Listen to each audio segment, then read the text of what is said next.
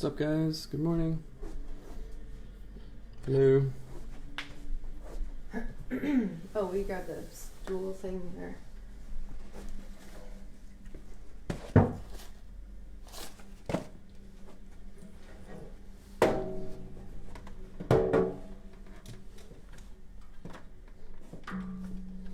morning, guys. What's up, Michelle Ray? Hello.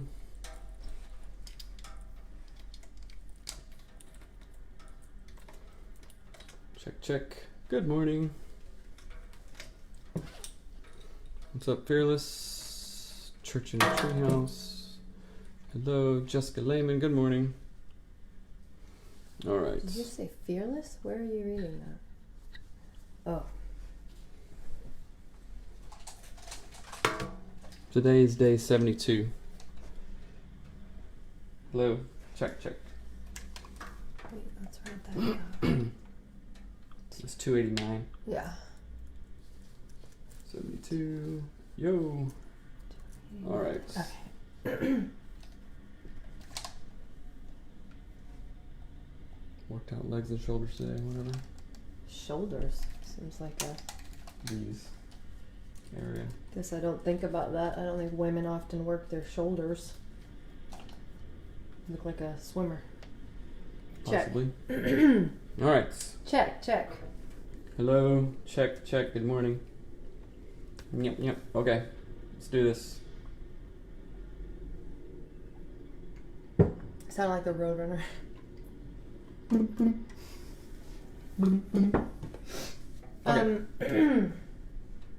Okay, there was something I want to try, but I don't think it's going to work. Okay. Flipping. Okay, you ready? Yep. Okay. I'm not sure how to start this one, though, either. Easy. Okay. Check. All right. Go. Hello and welcome to the Anatomy of Marriage podcast. I'm your host, Melanie Studley. Good morning. My name is Seth Studley. I'm a licensed marriage and family therapist. And today is day 72. And today we are doing the clearing structure follow-up continuation of the episode yesterday. If you're new here, welcome. We have 289 episodes about all things marriage related because marriage can be tricky and we want to make your marriage better, like we made ours better. So Thank you for joining us. And as always, our show is brought to you by Audible. We love audiobooks. We read them all the time, listen to them all the time, and we want you to get a free audiobook on us. It is totally free, so go to audibletrial.com/anatomy of marriage to get your free audiobook. Please take us up on this offer. There's no reason not to. I want to say something about that. I see the stats on that, and you guys are going there and getting free books. So thank you so much. And I was also thinking about this. Sometimes we're kind of like really heavy subject. You got to read this and growth mindset. Go get a free Harry Potter book or something and just listen to it. Ooh, fall's coming up. Get Harry Potter, get Lord of the Rings on audiobook. Indiana Jones the book? It's free. There's a series, I think. But anyway, you guys are doing that, so remember to go to audibletrial.com/anatomy of marriage and get your free audiobook. You guys are awesome. Thank you so much. And as always, we're live on Facebook and Instagram. We do this 5 days a week at around 7 a.m. Pacific Standard Time. So you can join us and you can comment in the videos and we'll be answering questions as we go along. That's right. But today, like we said, is the continuation of yesterday's episode, which was real-time clearing structure, using the clearing structure, which is a tool on our website. You can go to anatomyofmarriage.com to get the clearing structure, and we are working through some of our actual marriage issues in real time. This isn't theoretical. It's not fake. It's not a couple's angry. This is what you do. This is like real. Even yesterday, our coach, Cody, voxered me and was like, dude, I caught some of your show yesterday. Just wanted to make sure everything was cool. And like we just checked in and had like a brief conversation about it, which was nice. And I'm not apologizing if it was awkward or whatever. Obviously, you guys all had fights. We just recorded ours, so it was whatever. I don't look at Sorry, that as a I'm fight. not. It wasn't a fight. It was a conversation, not a fight. I will respectfully eye roll that statement. Did they hear it on the show? Dink, dink. Okay. But I wanted to continue the conversation, and there's something that happened this morning. I received some voice messages from a friend of mine, and she was talking about the impact that the show had on her and sort of her own thought process. And for some reason, it really, what am I trying to say? amplified and helped me understand my own feelings around some of the things that we talked about yesterday. But more importantly, I realized yesterday I didn't do the clearing structure. Like, you did it, but I didn't. Right. And so I was like, oh, maybe that's kind of helpful. And then we got other feedback, actually lots of feedback, where people were like, oh my gosh, this is so helpful. I feel like we could talk about this a lot more. We got a lot of thank yous too, yeah, which was really cool and encouraging. And I wanted to say something, but go ahead and do your clearing structure as well. Well, say whatever you're going to say first. I don't know. So a lot of people commented yesterday, and I didn't, like, it'd be nice to have a whole list of stuff, but a lot of the women could understand where you were coming from, and actually a lot of the guys also understood where I was coming from. Like, oh my gosh, Seth, I feel the same way. I think I do all this stuff, but my wife says I don't, and I get super frustrated and all this stuff. So again, we're just normalizing this whole process, and it was really good for me to hear, like, oh, okay, I'm not an idiot or lazy, which I don't think I am anyway. Yeah. But sometimes we feel that way in these arguments, and, you know, feelings are not facts and all this stuff. So aside from that, there was a ton of great feedback, all good feedback. And yesterday I realized, like, our kids, we have 3 kids, and they literally, I don't want them in here to say this, and I'm not saying this ugly or anything, but they literally don't shut up. Like, yeah. I was only not in a bad way. Yeah, I'm not saying that in a rude way, but just like, just be quiet. I mean, you know, even going to the bathroom, a kid is literally knocking on the door, and they're asking questions all the time. I took them to the grocery store yesterday, get in the van, Dad, can you turn it up? Dad, can you turn the thing on? I'm like, Dad, can we get a cookie? Dad, what about this? I'm like, don't ask any questions. So I understand how being with them all day can literally make you insane. So I get that part. That was part of what I was thinking actually a minute ago as I was putting my makeup on, and I was like trying to think of, because last night you got irritated at Hattie and you kind of shouted at her, not like in a weird way, but he was just like, you need to stop, right? Because they never, ever, ever stop talking. Right. And again, it's not like a bad thing, but it is exhausting. And so I did the math. It's taxing. I did the math yesterday. By the time that you got so irritated that you were like, you kind of shouted's not the right word, you like raised your voice at Hattie. You had been with them for maybe 2 hours.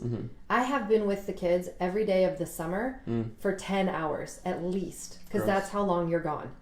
Because you leave in the morning before you leave before you even go to work. You go to the gym, you come back. Sometimes you'll make breakfast for the kids or whatever, and then you go to work. But you leave at like 8 or 8:30, and you get back sometimes at 6 or 7. Like, you have a kind of a wide range, but almost always it's roughly 10 hours.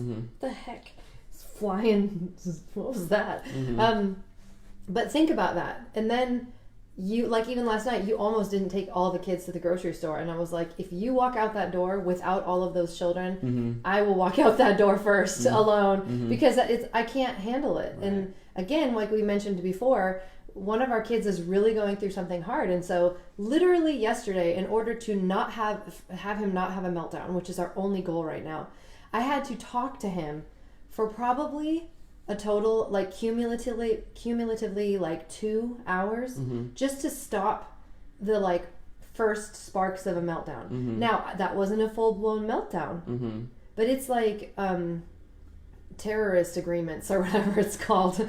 Like, you mean negotiations? Terrorist negotiations. Like, I'm trying to stop this whatever, and like a kid traded a toy, so of course, what does that equal? Every parent knows, oh, in 30 seconds the kid who traded is now going to start crying, and then now I got to deal with the kid who traded, and the kid who traded is now he's mad. So I've got a kid who's crying, and a kid who's mad, and a kid who's like manipulating the whole thing, and another kid who's just going for 8 hours in the other corner, and it is so exhausting. And so, like I was saying, the conversation I had with my friend who was this morning, or it wasn't really a conversation, it was kind of like messages, but she was telling me how like talking about how overwhelming it is to have kids, and how our husbands kind of don't get it, and it really kind of illuminated a lot of things for me, and it goes right into the clearing structure and things that I really want you to understand. And the very first one, and I wish I had time this morning, had time to fill it in, but I didn't.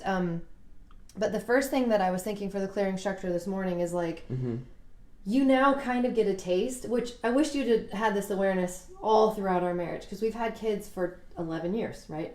And so I wish that you could see a few things about it, what it means to be the stay-at-home parent, whether you're a husband or a wife, doesn't matter. The level of attention that I am giving to other humans all day long it's great, but it's also very draining emotionally. Like, you want me to pay attention to you when you walk in the door, and I'm like, I've just paid attention to every human for 10 hours straight. Can I just sit here? That's how it feels. Not that it's right or wrong. Mm-hmm. That's just how it feels. So, like, the amount that I have to focus on other people is ridiculous. But then you come home and sometimes you'll say to me, well, do what you need to do. Go get a massage. Go do this. Go do that. If I do those things, it is at the expense of our relationship and our family time. You're only home for what? You maybe are home at 2 hours in the morning. Mm-hmm. And then how many hours at night?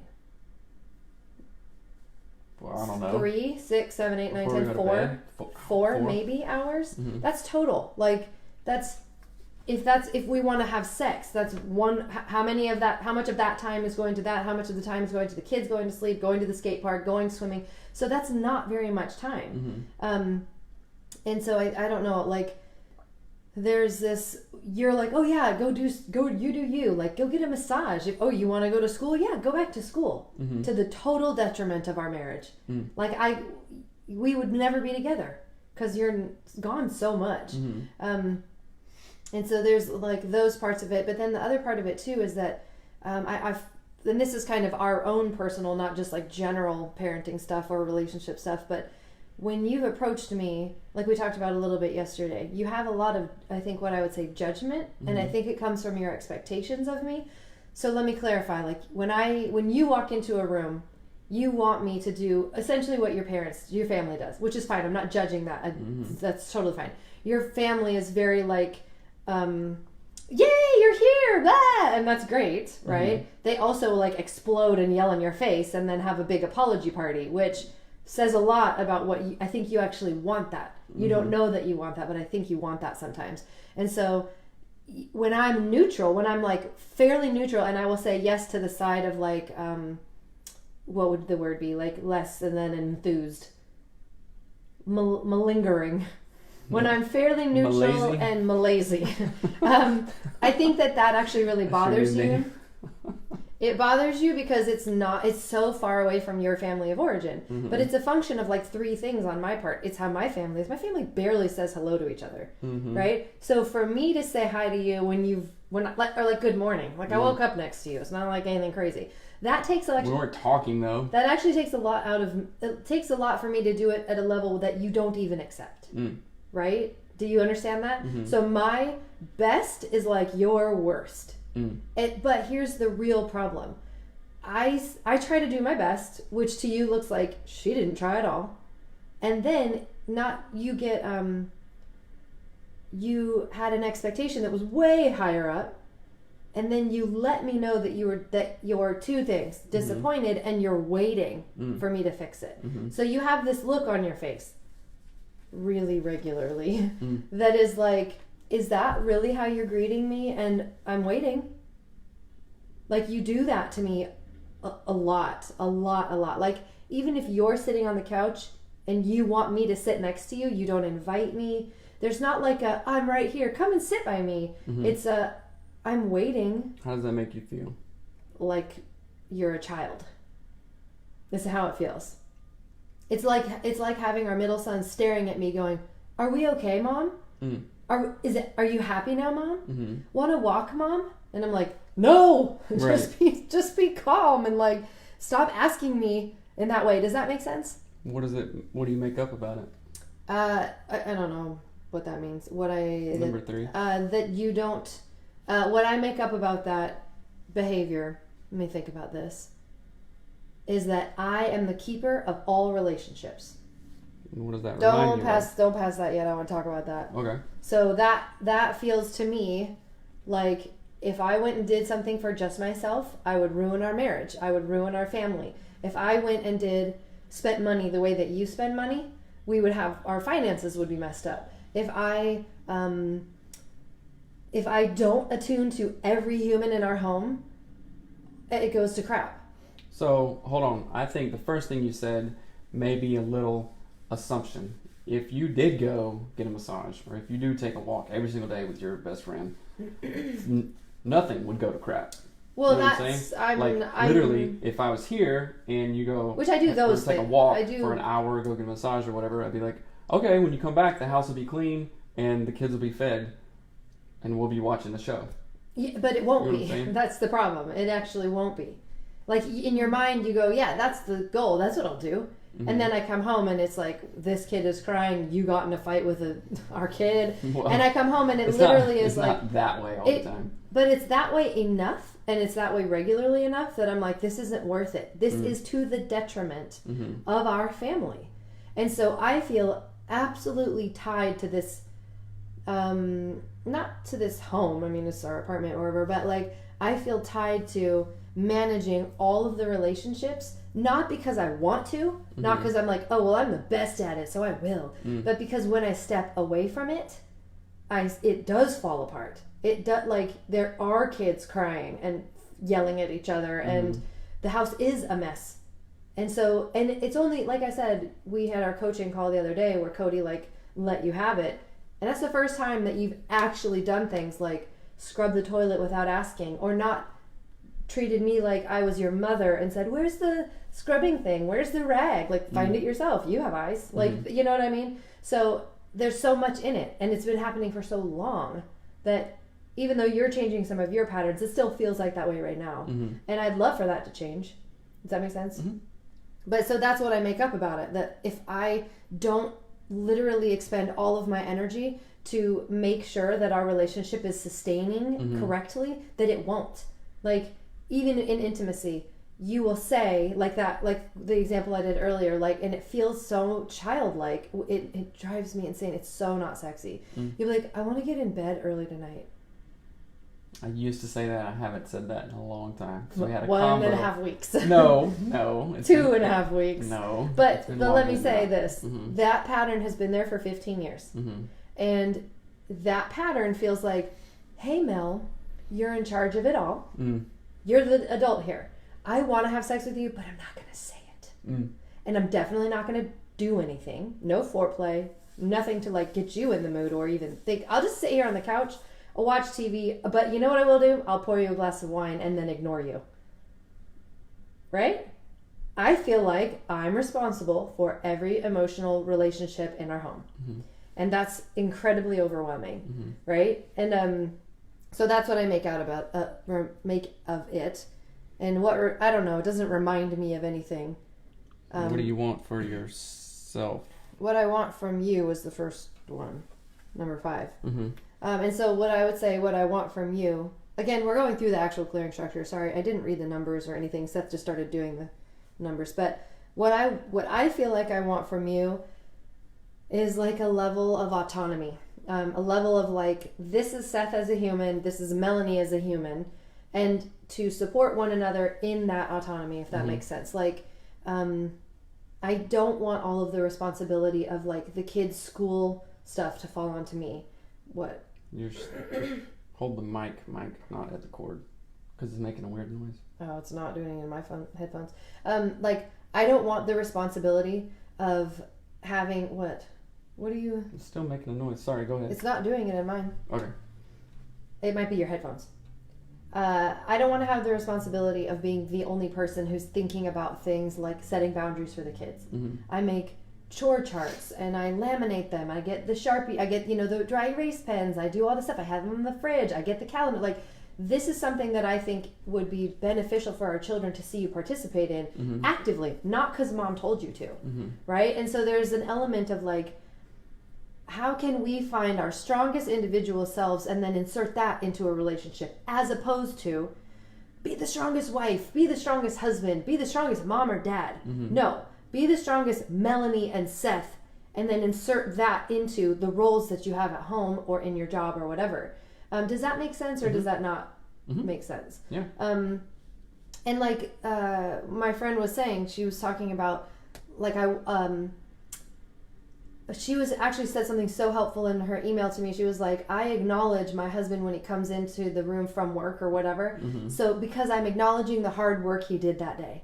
And I thought, oh, I like that a lot. That really resonates really well with me. And that makes me go like, oh, I could do that. Like that feels somehow resonated. Like you can, and I think that is one of the main things that I talked about yesterday, like feeling appreciated, not because like I'm so great, look at me, I need a birthday cake. Yeah. I was gone and now I'm back, and I was gone for a reason. You know what I'm saying? Like it's like, you know, you think about, okay, if we lived in a cave, I was like, okay, I'm going out there. I'm like, oh, how about this? I almost died yesterday. Like I was literally 1 minute away from this literal terrible accident in Seattle. You didn't almost die. You were near a very bad accident that no one died in. I was in the path of, and then 1 minute later, this dump truck came flying through, right? So,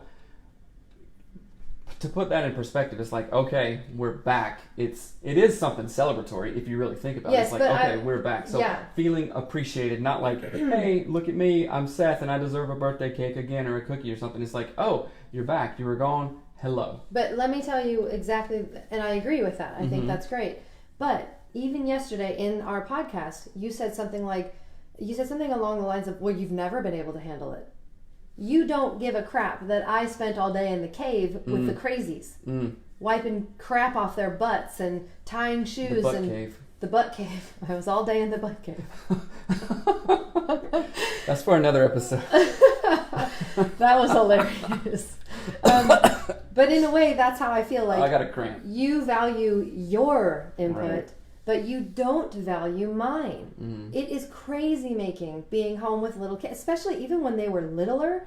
I thought about posting videos from when they were little. It's like them now, but on crack. They're insane, and one's crying. I mean, they're still crying. But it's like you value your part. You don't value mine. Right. You said, I almost died yesterday. Yeah, remember that time that my appendix was bursting and you stayed at work and made my mom take me to the hospital? Did I almost die, or did I, or no? You almost died. Yeah, but that didn't matter to you.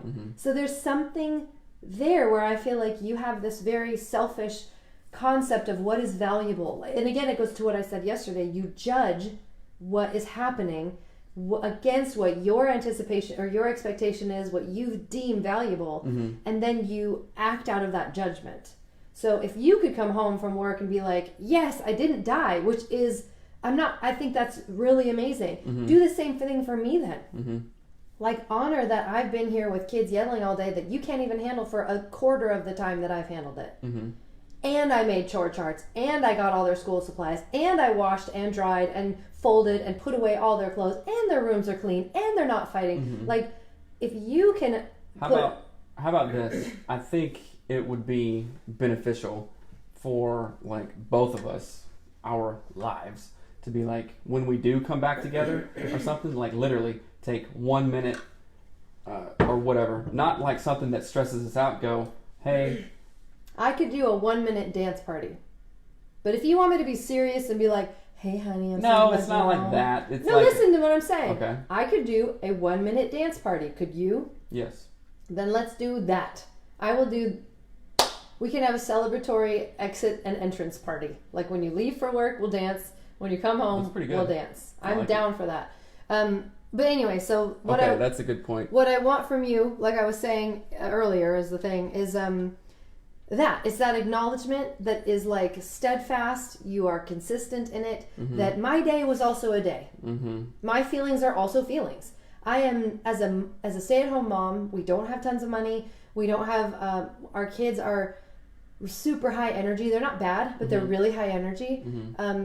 As a stay-at-home mom in this particular situation and scenario, my day is really challenging, and I want you to give a crap. Right? Like, I want it to matter and to be mutually like, I appreciate you, you appreciate me, we're lifting one another up, we're doing our dance party, it's awesome. Right? And so that's what I want from you, is that consistency. And kind of in the same line of this, like, if you want to have sex and it's your priority, prioritize the steps that it takes to get there. Prioritize you making me feel sexy somehow. I don't care how you do it, figure it out, but don't make me figure it out. Right. Do not put all the responsibility on me to do everything on my own. So that's what I want from you. What I want from myself is to enjoy what you do. To get your brain back. Yeah, that is honestly, I want to feel autonomous in my own way. Like, I want to not feel like I have the weight of all of our relationships on my shoulders. And that's exactly how I feel. I don't want to feel like if we want to have sex and I want to enjoy it, half the time is me figuring out how to get my head and my body connected. Because that's really what I'm doing. Like, I'm having to, like, you know, like, you're out there in the other room and the kids are, like, hollering at each other and you're, you know, watching some TV show and they're like making popcorn and climbing cabinets, and I'm in the room trying to do yoga and like center myself, and you literally let kids come in like a revolving door.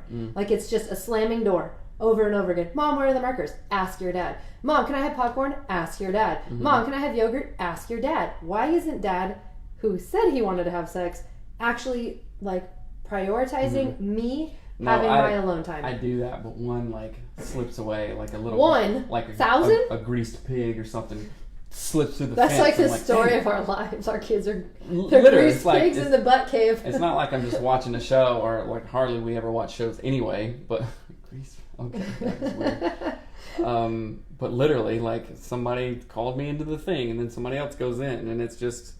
It's crazy. It sounds like you're trying to communicate that you want him to be more present. Yes.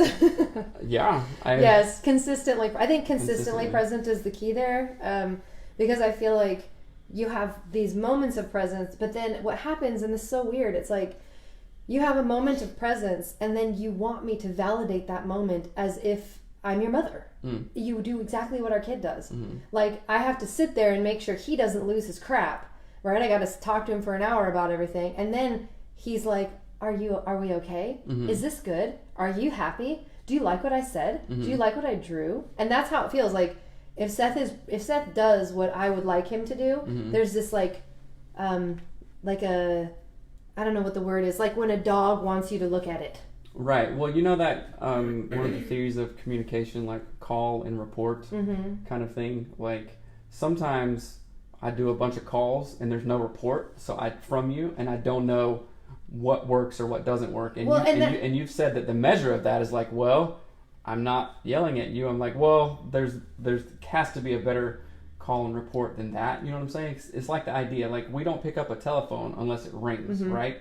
And the ring is the reward, or not the, well, actually it is like a reward system in a weird way. Yeah. We don't pick it up. It's like an email or a text. And go, hello? Yeah. Oh, it didn't ring. You know what I'm saying? So when I do something, it's like, okay, I'm calling you, but you're not picking up. I'm like, this is exactly what it is. It's like, you get a text and you don't text back. It's like, hey, did you get my text earlier? And you're like, yeah, I got it. I'm like, it was a question. Can you answer, and please? Let me tell you, I sense? totally understand that. But what I'm saying is that I feel like at least 50% of your calls are just like you want me to affirm that you have called. It's like our son going, "Are we okay, Mom?" Like, don't ask, just be present. And I feel like so many. A good example is like when you say for some reason that you want to hug me. You do it all the time, and we've talked about. I don't know why you do. Like, why do you do that? It does not feel totally healthy to me. Like, you used to be like, well, I don't even know if it's different really, but like you'll go, "I want to hug you," or no, you'll say, what is it that you would say? It was so weird, but it was like, this feels like you are. I think that was a product of you pulling away so many times. So now I'm like, well, I don't want to bother you, kind of thing. You know what I'm saying? No, literally, like. So it's all my fault. I'm not saying it's your fault. I'm saying that you have something to do with it. Sure. Like you honestly have something to do with it that I think you could pay attention to. What? I mean, how is that? That just seems so weird to me. Like, you look at me like, are you going to... Even Tina said it in our sessions. Dr. Tina Shermer Sellers, when we did our sex and intimacy episodes with her, she even said it. She's like, Seth, you're acting like Melanie is a monster who's going to rip your head off. And she's like, she's not. And I don't. And that's the weirdest thing to me. You treat me like I'm ripping you a new one every other minute. And then you approach me with timidity that is so unattractive. For 1 hour, I'm going to do an experiment and just be like, do whatever I want to and like hug you and be real and see how it goes. Autonomy. Right. Oh, so for 1 hour, you're going to do what I want. Awesome. Y'all, I'll tell you about how that hour goes. So somebody says, actually, Faith has asked, let's see, she asked something earlier about a love language. Geez, there's a lot of comments, sorry. But she said something again. I wanted to kind of pay attention to it. Oh boy. We'll never find Sorry. it. You guys are like jamming on these comments. Melanie, how do you communicate Seth's love language to him, not yours? Just curious. Well, honestly, it's very hard. Well, that's a great question. So your love language is words of affirmation and physical touch, right? So yesterday, after our episode I wrote down a list of ways that we can have us time. So honestly, I have not been good at his love language, partially because we've got our kids radiate around us all the time. So what I think of as communicating your love language is like touching you, sitting near you, whatever. But it's like having an orbiting, there's a kid who wants you to look at this and wants you to look at it, and it becomes harder to actually connect than just to ignore each other's needs. But yeah, so I try in that way. And what I was saying was I wrote down a list of ways that we can just have us time, which a listener mentioned yesterday. So that's great. But hold on, I'm saying I'm not good at it. So I'm trying to put it in my calendar to become good at it. And part of that looks like I don't even tell you all this. Like, I want some of the kids' scheduled screen time to be when we have our us time. So that means like at 7:30 after dinner, they can go and play their whatevers while we sit and talk. And the thing I wrote down was we could sit on the couch and rub each other's feet, like sit facing one another. Because I'm not good at communicating his love languages, if that makes sense. So, but again, it's like we've got kids literally like mosquitoes constantly. So that's great, and I appreciate that you acknowledge that you're not good at it and that you're going to work on it. I also text you a lot of... And I'm not going to be weird. I'm not going to let you get by of saying, yeah, it's but the kids, I can't do it. I didn't say that, but what I was just going to say is I text you a lot of what I consider really positive affirmation type things a lot. Like I text you, thank you for working on this, thank you for whatever. Does that resonate with you or no? So that's a thing I think I'm at least decent at. So good question. And then Faith also said something. Let's see. I don't know if you guys... Oh, I hear you, Mel. Stress coming off of you. You need direct communication of what he wants and share the responsibilities of everyday life. This conversation comes off a little blamey. From who? Am I blaming her or is she blaming me? I'm not sure. Maybe. But we also don't know every single piece of your life and what's going on. I applaud you for doing this. Yeah, well, and let me say that, because, like, let me comment to that. Like, the love languages thing. I'm not saying I can't do Seth's love languages because of the kids. I am saying that there's an awareness now that I have that I want to change, and my way of making that awareness turn into a reality is putting it on a to-do list. Like, literally saying, sit with Seth and rub his feet or whatever. I would do that if I had it written down, because it doesn't come up to me naturally. Does that make sense? So I have to look at it like a thing on a calendar, honestly.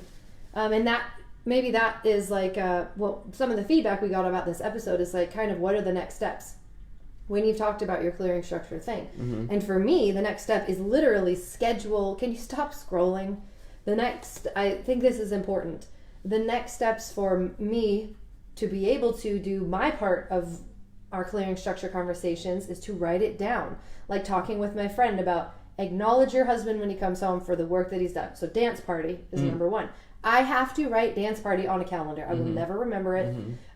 Step number two is write in the love languages time or whatever way we would want to call it. But like, how about we actually just figure it out right now? What would you want me to do that spoke your love languages in three ways? I guess the dance party is one. that shows you I care about you when you leave and you come home. Touch me when I leave. In what way? I need very specific. Just like a hug or something. Just this. Hey. Yeah. Right? Just a hug.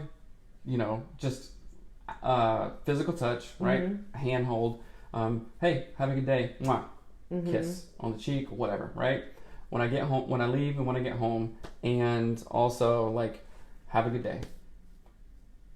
That's all. Say have a good day. Yeah. See you later. All right. Bye, honey. I say that every day. Keep on doing it. Okay. What else? When you come home, we have our second dance party. Same thing. Touch, dance party, 2 seconds. It doesn't even matter, right? Mm-hmm. And then say, after that, then like we're talking about yesterday, like you're all business, Melanie, all the time. Touch and like say hey first. Well, that's part of the dance party, and right? Then business, yeah, and then business. Hey, awesome day, good to see you. Let's get supper going. What if it was a dance party followed by like a set time of not talking about work stuff, like a I don't mean work stuff. I mean like business things, kids, getting vaccines, crap, all that garbage. Like I mean. I think. What if we just called it like a connection time, like dance party, and then 15 minutes all we do, because we do talk about our day, but it tends to be later, like it tends to be after supper when it feels somewhat calmer. It's not so much talking about business, it's talking about business first. Like that's what I'm saying. Like I walk in the door, hey, can you XYZ? This. I'm like, whoa, wait a minute. Yeah, that's what I'm saying. We wouldn't do that. We would move those conversations. No, but this is what I'm saying. If the physical touch and like, hey, what's up? First, then literally 2 seconds later, it can be business. Oh. You know what I'm saying? It's like... Yeah, I guess for me, if I do that, I feel like I won't be able to sustain that. So I would, for myself, I will allow maybe 5 minutes dance party and then 5 minutes of how do we walk through... Think about it this way. Can I finish? Sorry. How do we walk through the day? Okay, go ahead. Nice. It's literally like emotional foreplay. Like that is my foreplay. And I'm not even talking about sex at all, right? Mm-hmm. So I can't come to you and go, hey, let's get naked, You're like, no, that doesn't work, right? We're not attuning with one another. Right. So my emotional foreplay in that way is like, so you doing business all the time is the exact same as like, get naked, it's going in. Gross. This podcast is canceled. Right? That's not going to happen. You're gross. You are. Sexual shame. You're not gross. Shame on you. Dishonor on you. Dishonor on your cow. That's probably the funniest thing I've ever said. Anyway, I want you to understand, because for years and years and years, you've been saying like, hey, sex doesn't work that way for me, right? I'm saying this whole thing doesn't work that way for me. It just doesn't, right? And I don't think that I've ever said that to you, and I certainly don't think that you've ever clearly understood it like this. Hashtag clearing structure. Hashtag clearing structure, that's right. So it's like, I need to be able to be present and to be engaged with you. It's not some baby kid like you got to nurture me, take care of. It's like, no, I honestly need that to be like, to feel connected, to feel like not overwhelmed, right? Because if I come to you without foreplay for sex, first of all, your body's not there, your brain's not there, you feel overwhelmed, and then you're like, then you get angry, and then all this other stuff happens, right? Well, I don't get angry, but... Well, you get frustrated, like, I've told you a million times it doesn't work, right? So I'm telling you a million times, this pattern that you maybe now understand, that we've done forever, what? Maybe now. Well, no, I'm not being. It's just funny. Keep talking. That now you understand. Hopefully, finally, God. I'm just kidding. Is something that I desperately need, right? Mm-hmm. So that's that. Nailed it. Do you understand? Yes. Was that clear, or was that not clear? No, that was clear. And I think what I find really great about this conversation, I'm super glad that we chose to do this today, is that it brings, stop looking at the dang screen. It brings a clarity around what behaviors I was seeing you exhibit, and they felt so different than when you're communicating it to me now. It felt like you were just like a puppy who needed something, or like a baby, right? But the way that you explained it that emotional foreplay concept is really clarifying. So I appreciate that. I'm glad that you thought of that. Well, it's kind of exciting. Yeah, I'm really excited about it because I think what it's given us to be able to process through the ways that we're perceiving is really the problem. So I was perceiving your need for connection as neediness only because we never really got there in the first place. So we never knew what the healthy version looked like, if that makes sense. This is really interesting. Yes, I am very interested. No. So what if our culture of like your assumption of masculinity means that I'm just a workhorse and just do whatever, and I don't need that emotional connection, just like pornography makes me think, what, foreplay? Let's go. You know what I'm saying? So I think that's a relation. So it's like, man, that's really good, I think. Say it again. I always do this. I think of something great, and then I have to say it again. I can't think of it. Well, no, never mind. You don't need to say it again. So your assumption of my masculine role or whatever has been like, oh, well, he'll just do it. And you've said this before, like, you know, how you have treated your dad or perceived your dad. It's like, yeah, he can do anything. He doesn't need anything. He'll just do it and do it and do it and go and go and go, right? And that is false. Men are much more emotional than that, right? But culturally, nobody sees that, and it's not taught. So the same way that you thought that I don't need that, like, hey, he's home, I appreciate you, that emotional kind of like gas is the same wrong assumption that I would think about you of how women are culturally, I don't know, not assimilated, culturally... Acculturated to be like, oh yeah, she's ready to go. Let's go have sex. Come on, let's go. But no, you don't... That is not quality for you, and that level of connection isn't for me. I'm like, I don't want to just talk about business all the time. I have a huge emotional side to me and talk about the day. And guess what? You want that emotional side of me. You're dying for that. You don't want me to be just like some douche jerk, you know, but you're treating me kind of like that almost to some level, you know. It's a really I think there's a dynamic of my family of origin has a huge part to play in that. It's a really funky paradigm. It's like, I want this, I want this, I want this. I'm not going to do anything to like culture that or cultivate that or foster that, and then I'm gonna get mad at you for not giving me that emotional thing. You know what I'm saying? It's so messed up. It's not messed up. I think it's a process. The process is the content, right? And I think that I'm not saying that you're messed up. I'm saying like our idea of that is like, you know, like women in media and pornography and all this stuff. Oh yeah, let's have sex. This is great. But it's like, no, that's not lasting. It's just like eating Bakery Nouveau every single day. Oh, I want this. It's so good. But it's like, oh, I'm sick of it. You know? Yeah, I think and there's now a lot. I'm fat and I'm not fulfilled. Yeah, I think there's a lot to that, and my family of origin I know plays a lot into that as well. Just this, which that's its own. It's like there's so many layers. It's so multifaceted. Like all the components that go into making it make sense. Right. But yeah, so I thank you for talking through this with me, and I wanted to continue the conversation because we got really great feedback about it yesterday. We got lots of people saying, oh my gosh, this is so helpful. How can, thank you for processing this. This made me see X, Y, and Z in my own relationship. It helped clarify these feelings. And if anything, like I said, the email that I got this morning read some comments was, don't read comments. The email that I got this morning was so clarifying, and all it was someone reflecting back to me how our shows yesterday impacted them and gave them insight. And then they gave that insight back to me, which gave me insight. So our community is amazing. I was so incredibly thankful for the emails this morning, and the clarity that I gained from just processing with our community. So if you're not a part of our Facebook groups, please join them. We have a men's group and a women's group, and they're private. You can just go to facebook.com/anatomy of marriage and find them, and then you find the men's and women's group. So if you want to take a deeper dive, we are creating an Anatomy of marriage mastermind group. Like the group therapy concept. We're just going to call it a marriage mastermind so no one sues us. And that'll be a paid subscription kind of thing, and it'll be even more of all this stuff, like 100 layers more, right? And what we pay for, we appreciate value and appreciate more because we got some skin in the game. So we're going to be launching that soon as well. There's a ton of comments here. Oh my goodness, this is like the most comments ever, you guys. It's awesome. Let's see.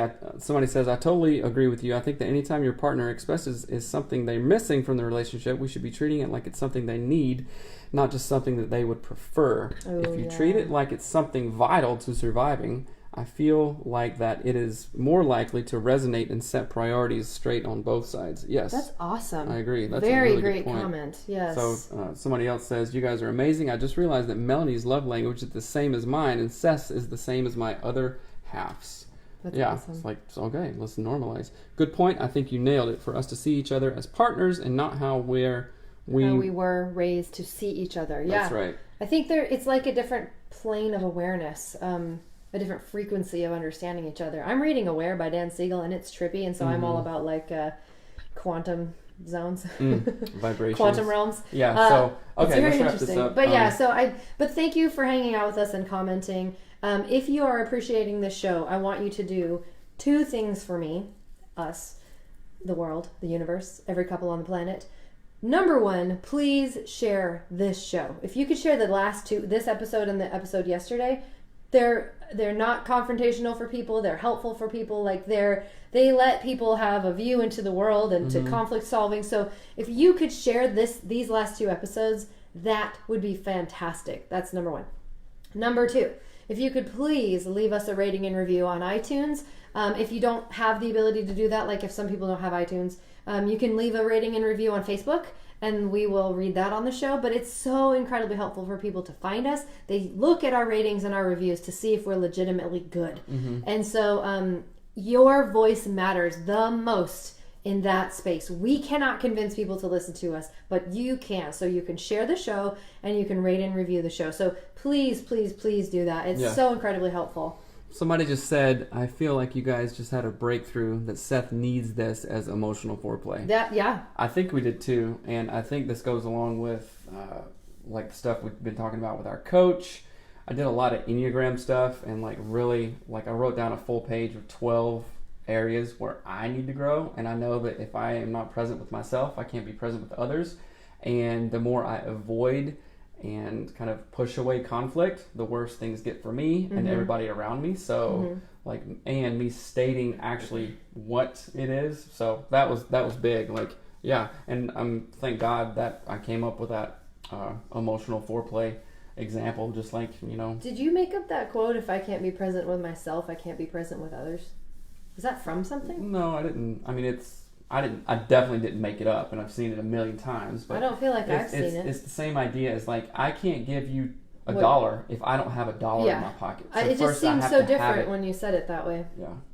Like you can't give what you don't have doesn't quite resonate in the way that if I can't be present with myself, I can't be present with others. I think that's really powerful. Yeah, it is. And that's one of the growth areas of a 9 to become more healthy and more balanced. That's cool. Thank you. Yeah, we did. Thank you guys. You guys are awesome. Catch us tomorrow, and also tag your friends who need to hear all this stuff. Which basically, butt cave. Oh my gosh. Hashtag grease pigs. Oh. Anyway, yes, thank you for joining us, and we can't wait to hang out tomorrow and have an amazing Tuesday or whatever day it is. All right. Bye. Katie says you can't pour from an empty cup. Yeah. Ain't nothing in there, you can't give it. You guys think that bringing some element of the marriage mornings into your daily life would be helpful for you? I just was, yes, and I literally was just Googling the marriage morning, or the miracle morning stuff and the marriage morning stuff, and trying to figure out how to do that. So thank you for bringing that up, because yes, I do think that would be helpful. I'm hoping, honestly, that when school starts, it will be slightly easier. Maybe I'm stoned, but... No, I think it will be. I feel like school starting will make a big difference in our ability to have something. I don't know. Have a brain. Yeah. We'll just torture the teachers with our crazy kids. All right. We love y'all too. Thank you, Christina. You guys, catch you tomorrow. Have an amazing day. Bye.